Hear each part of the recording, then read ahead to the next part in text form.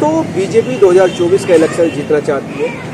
हालांकि कर्नाटक की हार ने पार्टी को चौकन्ना बना दिया है। पार्टी अब हर सीट का आकलन कर रही है, किस तरह से उस सीट पर उसको अपनी गोटियां बैठानी है ताकि वो सीट उनकी झोली में आ जाए, उसको लेकर मेहनत कर रही है। पार्टी की जो पकड़ वाली सीट है, जिन सीटों पर पार्टी जीत चुकी है, उन पर तो मेहनत कर ही रही है। बाकी जो ड्राई सीटें हैं, जो ड्राई स्टेट्स हैं, उन पर भी काम हो रहा है और इसके लिए पार्टी ने अपनी रणनीति में बदलाव किया है।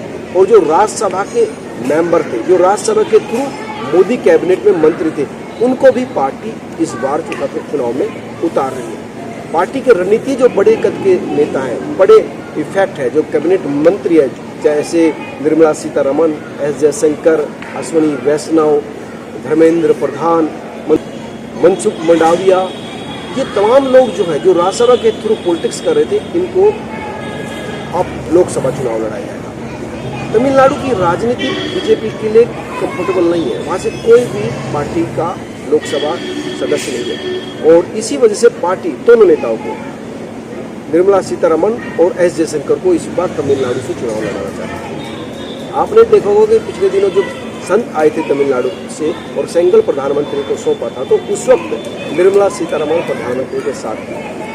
फ्रेम में आने का मतलब ये था कि पार्टी ये संदेश तमिलनाडु के लोगों को देना चाहती थी कि उनके लिए निर्मला सीतारमण कितनी महत्वपूर्ण है, वो कितनी बड़ी नेता है। वजह यही थी कि किसी भी कीमत पर ये जो ड्राई स्टेट्स हैं, जैसे तमिलनाडु है, वहाँ पर कमल खिलाया जाए। या फिर धर्मेंद्र प्रधान जो उड़ीसा से आते हैं, वो 2009 में इलेक्शन जरूर लड़े थे देवघर सीट से, लेकिन बाद में राज्यसभा के थ्रू ही पॉलिटिक्स कर रहे हैं। बड़े नेता हैं, चौसा समुदाय से ताल्लुक़ रखते हैं। चौसा जो है तीसरी बड़ी कम्युनिटी है उड़ीसा में और उनका इफेक्ट भी है। उनको भी इस बार जो है लोकसभा चुनाव लड़ाया जाएगा। और इसी तरह से एस जयशंकर, निर्मला सीतारमण जो है वहीं पैदा हुई थी, लगातार जुड़ी हुई है। हालांकि जयशंकर वहीं से हैं, हालांकि दिल्ली में रहते हैं, लेकिन इस बार दोनों को तमिलनाडु से चुनाव लड़ने का मन जो है पार्टी बना चुकी है। हालांकि एस जयशंकर दिल्ली से भी लड़ सकते हैं, लेकिन ऐसी संभावना जो सूत्र बता रहे हैं कि उनको तमिलनाडु से ही पार्टी उतारेगी मैदान में। इसी तरह से भूपेंद्र यादव पार्टी का बड़ा नाम है, राज्यसभा में है और हरियाणा के रहने वाले हैं, राजस्थान में काफ़ी एक्टिव है, अहिरवाल में काफ़ी इनका इफेक्ट भी है।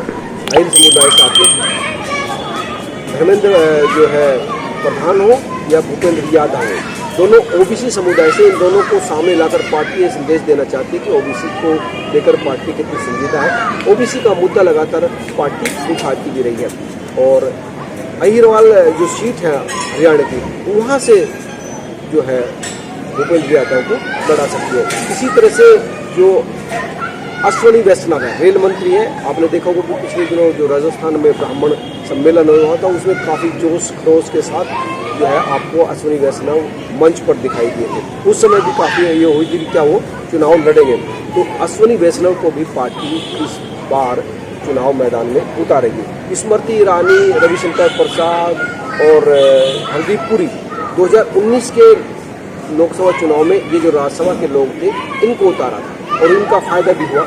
स्मृति ईरानी ने तो किस तरह से बेहतर मार्जिन के साथ अमेठी में चुनाव जीता, इतने तरीके से हरा राहुल गांधी को, उनको सीट छोड़कर ही जाना पड़ा। तो वही रणनीति इस बार 2024 के चुनाव में पार्टी अपना रही, क्योंकि बड़े फेस का, बड़े कद का फायदा जरूर ग्राउंड पर लोगों को मिलता है। तो उनकी कोशिश यही है कि इस तरह के जो लोग हैं, निर्मला है, एस जयशंकर है, उनको उतारा जाए, या भूपेंद्र जो है यादव है, ये भी मैच्योर है राजनीतिक रूप से और जिस तरह से वो उनकी काबिलियत संगठन में रही है, वो जो है अब पार्टी उसको सीट के रूप में कन्वर्ट करना चाहती है।